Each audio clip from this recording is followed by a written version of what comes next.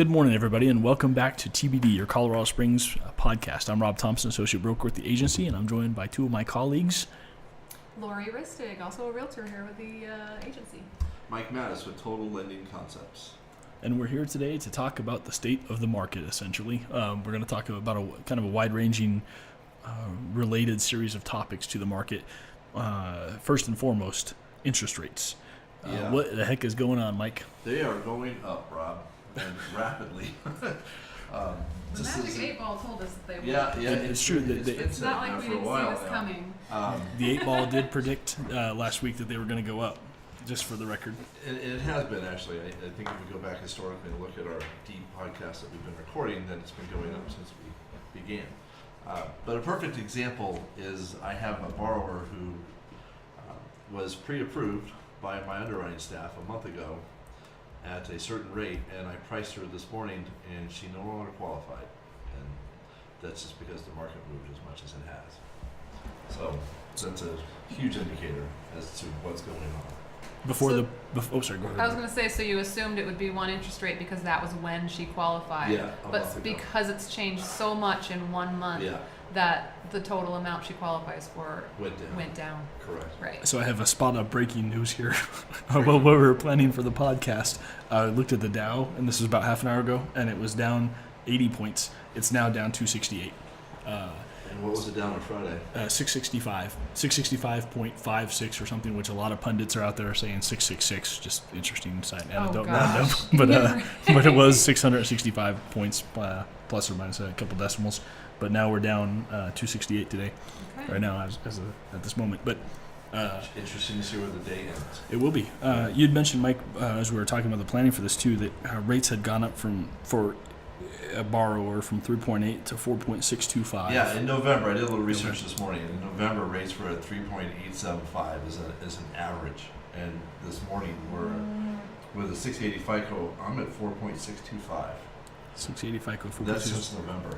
So that, and correct me if I'm wrong, and this is not an offer to lend, etc. But the anecdote I've heard for some time running is the average buyer in our market at 250 who qualifies it to buy a house at 250, a 1% rise in interest rates drops their purchase power $15,000 or so. Is that a 15 good? to 20. Okay. Some websites will say 25,000. Really depends on different variables. It does depend. Yeah, but I as a actually general, pulled a number off a website where it basically showed if you wanted a P&I payment of $1,100 and you wanted a loan and the rates were 4.25%, you could get a loan for $225,000. Then bump that up 1% to 5.25, and you only qualify for $200,000. So that would change your loan by 25. What you would get approved for the same payment, it would bring it down by $25,000 for 1 percentage point. That's pretty significant. It is. So let's talk about our specific market stats right now, and then we can roll that into. Laurie, you have the average sales price right now, right? Average sales price for the end as of the end of January was $314,983. In December, that was $310,750. So average sales price has gone up about $5,000 in 1 month. And same with median, it was $279 and $275. So it's gone up again $5,000 in 1 month. Wow. I'm a little bit lost for words. I mean, low inventory will do that. If you've got 7 people, we were talking about this earlier, if you've got 7 people bidding on one house. That happened yesterday. Exactly, I had somebody lost out to. We had seven offers. Prices will keep going up as long as demand is there, but now that interest rates are going up, affordability is going to go down. Yeah, you got to start squeezing people out. Mm-hmm. Well, it starts squeezing people out, but it Or also push them south. which has a cascading effect potentially on the market in that if that price pressure ought to cap some prices, but the inventory is so low that it's pushing back. An interesting situation. There's some data to build on top of that. I thought was interesting. The average days on market right now is 37. That has gone up 5 from December which was we 32. didn't talk about this, but I wonder if part of the reason for that is sellers know if they wait a few days, they can get a bidding war going, rather than take the first offer they get on day one. Do you think that? Like I said, I just literally It just Well, popped into my head. that's a variable. I'm sure that plays into the matrix like too. if you're representing a buyer or a seller and you list their house for $300,000 and 2 hours into the day one you get an offer for $300,000, do you want to wait 2 days and see what else comes in and see if they can get them? So pushing back how many days on market from the day you list till the day you close, that would kind of make that a little longer. I've had some discussions with other realtors, and they put it on the market on Thursday or Friday, and they take bids all the way through Monday. Right. And then they sit down with their clients to go Exactly. with the spreadsheet. Here's your offers. I in fact have an offer waiting to be reviewed at 5 p.m. tonight. I'm in the mix Right. for such a scenario, and we There you can. go. Our job as realtors is to get sellers the best deal they can get When you're the seller's agent, and get right? them Yep. the most money they can get. I always say it's your legal and ethical duty. It really is. To So do that for the seller. so if just putting it on the market and saying go for it, we'll take the first offer. Is that us doing our job, or should we say accepting offers for 3 days and we'll review them on this date? You know, it sucks when you're a buyer. yeah, I think I could argue both ways on that. Sure. One thing when I talk to sellers, I try to say is, price the house at what you're willing to accept. And we talk about strategies and bidding wars and things like that. Some sellers don't want to play that game. They just, hey, give me what I want and then I'll take it, right? Sure. Yeah, you're right. There's multiple strategies there, and that is a variable sound. It just sounds. Sometimes you hear things that just you're like, oh, that's it. That's one of the variables. That makes sense. Anecdotally, I've been seeing that increasingly too of extra days on the market. I do think at the top end, there's a pricing factor that's at play too. That we have gone so high in pricing that it is driving people out. People aren't qualifying, so those are variables in that too. So we have +5 days on market from December. Median. I'm sorry, December 2017, and +16 from the low, which was in June 2017. So from June to now, we have an extra 16 days on the market, even in this inventory position. Right. Which, as you mentioned, at historical lows. We have right now 1,334 active properties in the MLS. Nope. 1,334 active properties. That's inclusive of everything. The one we've been quoting is single-family properties. Okay. Yeah. We have 1,060 properties Down a little bit. in El Paso County. We have 920 single-family homes in El Paso County on the market as of this morning. Bananas. That is bananas. We were like 1108 Sorry. a week or two ago, right? Well, a couple weeks ago, then we were Yeah. at 994 or 996. It fluctuated throughout that day, and then now we're down approximately 70 from the last So time. is that a historical low inventory? It's at least a 5-year low, if not Right. an all-time low We were in the looking at the MLS. last 5 years today. And what's interesting as far as what you guys do in the listing aspect, go back in the time machine, go back to 2009, 10, 11. If you got an offer, you didn't wait for another one. No. You just wrote the deal. Well, yeah. So actually, that's a good counterpoint to what you'd mentioned earlier, Laurie, about holding the house open for a couple of days. One thing I do say to my sellers is if we get an offer with a timeline on it, I think we have an ethical duty to respond to that time. I agree. So with this also. go ahead. If you put in the MLS, You we have are to, right. accepting offers on this date, then it doesn't. Then they That- know beforehand. Putting in, well, you have to respond by 24 hours. Well, I'm sorry, we already informed you. That I We're agree not with. If you looking at. disclose We're it, not looking till Monday. But if you don't disclose it, I agree. then you do have to have respond. an And if I give you what you responsibility. ask for, and you to didn't respond. disclose it, then you ought to accept my offer if it's what you asked for, Sure. and it's and everything you asked for, and you didn't make disclosures. You're going to hold it open. But we've been ignored a couple times in non-disclosure situations where, well, thanks for the offer. We're going to hold it until Monday, and I've it's had Friday. that happen to me. Well, you didn't say multiple that in the times. MLS, but and so It's that's not frustrating. fair. Yeah, Right, it's because not- you're it's- advising your client, hey, let's ask for a 24-hour turnaround. That's plenty of time for them This- to review this and let us know. and but if we gave you what you asked for, yes, yeah, I so- agree with you. yeah. It's frustrating. It is frustrating. Ultimately, not much we can do about it, but it is frustrating. A couple more stats that I think are real interesting about the market. The average new build, not filtered for structure, which they're all, the majority is going to be a single-family home anyway, but it's $449,626. That's the average new build. The median is $435,900. That's not very different. No, it's not. One other interesting note on median values, and one thing I've said for a while is that BAH fundamentally powers our market, the military Yes. population, right? So check this out. From January 2015, actually, let's go a little further back here. let me decipher my notes. Okay, since the median home value has been $270,000 plus or minus $5,000 since April of 2017. So meaning it has, if you select 270 as the median value, our prices have ranged plus or minus 5K from that number since April of 2017 until this last month where they bounced 9,000 to 279. So meaning, yeah, we did see we've crossed a barrier on that median as well, a small barrier, but prices are on the uptick, and even the median value. And why I emphasize that is as that median value rises, that's a pretty clear indicator to me that we're pushing people. The affordability index is dropping. Right.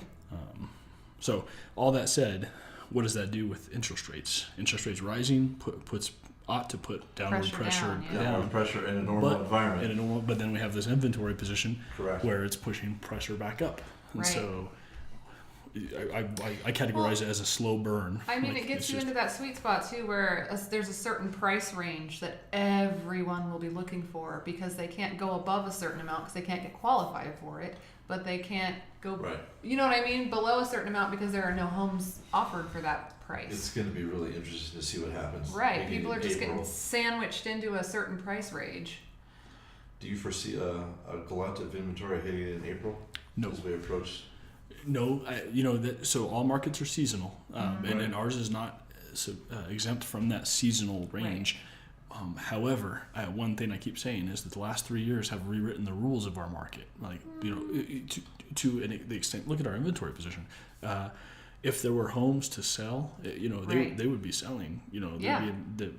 But there could be homes still. But people know if I sell, I have to buy. Exactly. And so, are you going to buy into this increased purchase? I thought of myself. I've I'm seen like, some oh my gosh. contracts coming back with rentback already built into the Oh contract. yeah. Yep, that's because Where the they seller's need the going, extra look, time. I'm going to have to rent the house back before you can move in while I look for my home. Right. Yep, seeing that Yeah. too. So I don't doubt that there are still homes out there. Will there be a glut of inventory? No. Well, I don't think there'll be a glut, No. but an increase hopefully. I've literally thought of Up to selling 2,000 would I've be good, literally right? thought of selling my house because it's such a good time to sell right now, and I'd get such a good price for it, and I would make a boatload of money. But then I'd have to live somewhere else, and I'm like, oh, so no, I wouldn't actually. So and will I find something? And I have full access to the MLS and the realtor, and I have connections with other realtors who can, and I'm like, it's a tough time to be a buyer. Sell it right now? Very tough. Maybe if you want to And rent I think for a it'll get tough. while and float it out, I don't know, but yeah. So if you look at the sine waves of our seasonal, right? Even if we do see an increase in inventory come back on the market, the number will still be lower than the past previous few years. So Yeah. It'll still go up. It just won't go up as significantly as in right, the and past. the prices will be higher. Right. So therefore the bounce that that people are anticipating won't manifest like they think it's going to. So that's we're not trying to be dire here. We're just saying Sorry. yeah. So Doomsbury. yeah. All these things said, where do we go from here? One thing I've been saying to folks is if you got to buy a home, you got to buy a home. Yep. Just don't bank on future appreciation because of all these variables. Sure. Right. Yeah. Put enough down so you can get out of it or expect to write a check. We've said that many times. Yep. So, The operative question for me is, if you're going to buy a home, do the following series of questions. Is it reasonable for me to expect the 7 to 10% appreciation that I need to break even on this home in the time that I intend to hold the home, or am I prepared to be a landlord? If I'm prepared to be a landlord, does the home cash flow, or can I carry it at a reasonable cost? If it doesn't cash flow, there's still some deals to be had out there, but they're like unicorns. Again, And they get snatched up pretty quick. they do. So you gotta They do. be on it. So one of the other things we're going to talk about, I think we've said it and danced around it a little bit too, is the effect of rising interest rates on purchase power. Yeah. How does that work, Mike? About a point equals, I think we just said this earlier, but Yeah. for every point in rise is about $25K. Less that you can afford. Correct. That starts to really move in on the price So- increases. Maybe. But again, I think and I'm no crystal ball aficionado, but I think people are going to start, especially the soldiers, are going to start going towards Pueblo. They're gonna have to. Which they can't go north, obviously, because the further north we go, the higher the cost is. Yeah. Right. So they're going to go south. So we should look for the Pueblo market to pick up. Potentially. Yeah, I don't disagree. I think it'll be especially slower. The western portion, Pueblo West, and in that area. Yeah, right. A couple of minutes or relative half hour from Fort Carson, kind of thing. Laurie, you'd mentioned something before the podcast. You had mentioned businesses seeking higher wages coupled with higher cost to borrow money equals less confidence in profits equals tanking markets. Yeah, so you're looking at the stock market and you look at individual businesses. Minimum wage is going up.